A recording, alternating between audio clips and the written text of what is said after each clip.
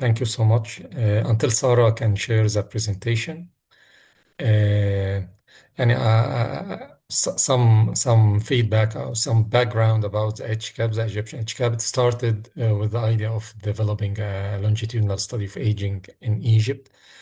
So we got support from the first from the DAAD, which is German Academic Exchange Services for Pilot 1, and then from the NIA for Pilot 2 and 3.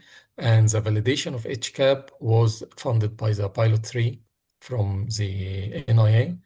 And I brought Sarah because actually she spent all her life for the HCAP. So first it was her PhD thesis to validate the HCAP survey. And now she's coordinating the main survey, which is part of the big AL-SEHA, which is our recent NIH fund. Additionally, we are trying to incorporate some digital biomarkers alongside the HCAP, like digital tools for speech analysis or for odor recognition. So without due delay, I invite Sarah to present the HCAP because she's the one behind the technical process, and I will stay in the background in any case if you needed any questions.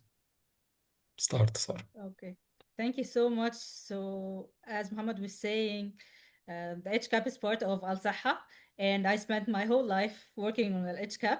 So it was the first thing that we worked on. We had the funding from the NIA to go for the pilot 2 and 3 of the first wave of the pilot of Al-Saha to validate the HCAP.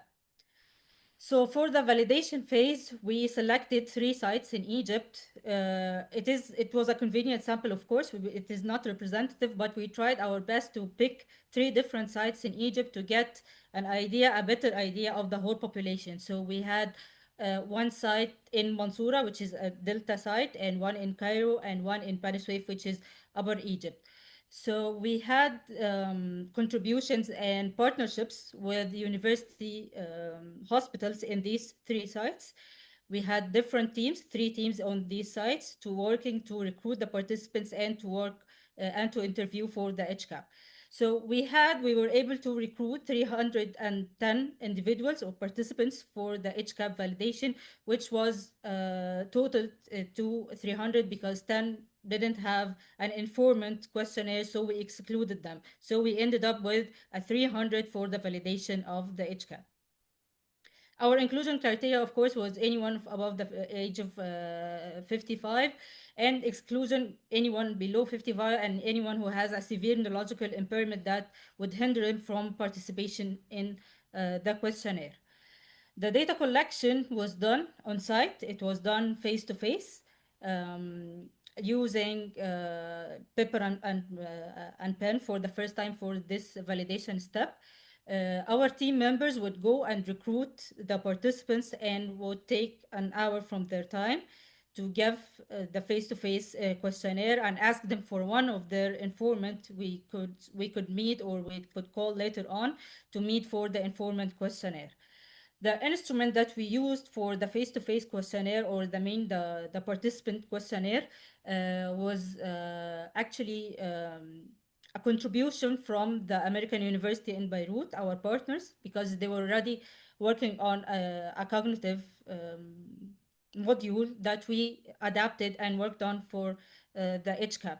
Of course, we had to go through the culture adaptation and the culture modification to be able to make it suitable for our Egyptian population. So we had to go through all the questions again to check for the wording, even though it was the standard Arabic, which is widely understood throughout the 22 Arab countries, but still we had to tweak and change some wording to make it more suitable and more comprehensive to the Egyptian population. Another thing that we had to adjust or adapt was the literacy, because this is what was one of our main issues, because we have like a 50% illiteracy rate in people over 60 here in Egypt.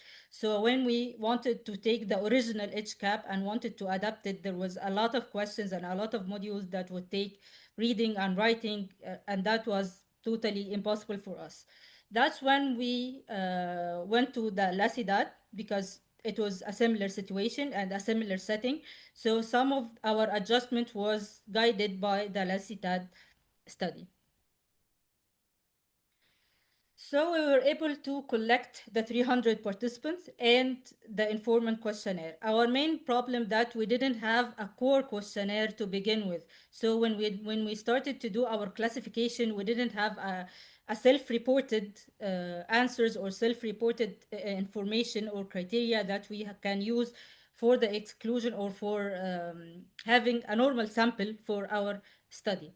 So instead, we used the informant questionnaire. We used the questions that was asking about the neurological status and if there is any injury, neurological injury to the participants in the informant questionnaire. We used this as a basis for the inclusion and exclusion for our normal sample.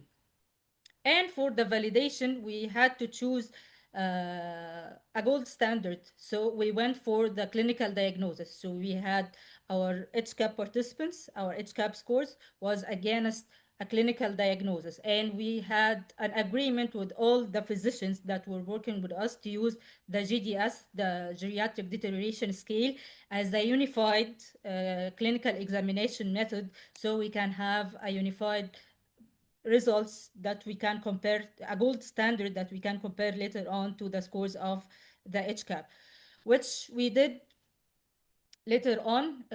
We had the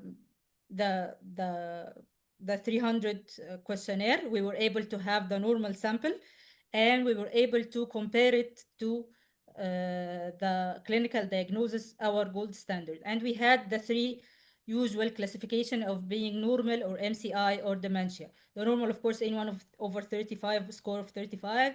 MCI is 35 or less in two domains, but without any functional impairment reported by the informant, and can be classified dementia if it is below 35 and there are two domains and in two domains and the informant rated or reported an impairment in the participant. So we were able to compare our results, and actually it was really good. It was reliable, sensitive, and accurate. And we published the whole validation process here in this page, so you can read it out. Anyone who would interested, I would share it. It has the whole process and the whole technical part of how we did it and how the results that we obtained from the validation process. So we had the validated HCAP to work on and to build on for AL-SEHA, the main questionnaire. So we started wave one of AL-SEHA, the big wave, which included 20,000 participants. This is the core wave and the big wave. And the HCAP, of course, was a part of the HRS-INS network, and we wanted to address the gaps of the cognitive impairment gaps in the Middle East and in the MENA region. So this is the first wave of Al-Sahha and the first wave of the HCAP in Egypt. What we did is, actually it was Muhammad's idea, why don't we go full capacity? Why don't we go and collect as much as we can, as long as we go to the field and we're collecting data? So why don't we go for more, and why don't we collect as much data as we can? So we went for 15 governorates now in Egypt. The total Al-Sahha was 20,000, and we were able for the HCAP to collect more than 10,000 participants so far. The number is increasing now, so it's now a bit of 11,000 or 11,500. But yes, so this can be the biggest HCAP wave so far. What we did, of course, we used the validated HCAP. We used it for this cohort. We collected the data. And for now, this is a representative or more of a representative sample where we had most of the governorates in Egypt included for this wave. And these are briefly some of the demographic and educational results that we got from our wave. These results are based on the 10,000, not the rest are still to be calculated and measured. The rest of the results are coming out very soon. So we had a balance between our male and female ratio. It was about 56 and 42, which is pretty good for this age, and for we are knocking on the doors and going for people while people are working or not always available for our interview. As for education, we had 23% of this cohort who didn't attend school, didn't attend any kind of, didn't get any kind of education. They cannot read or write. And 76% who actually attended school. And we had a classification whether they went to primary school grades from 1 to 6, or middle school or secondary, or they obtained a higher degree. So the ones who obtained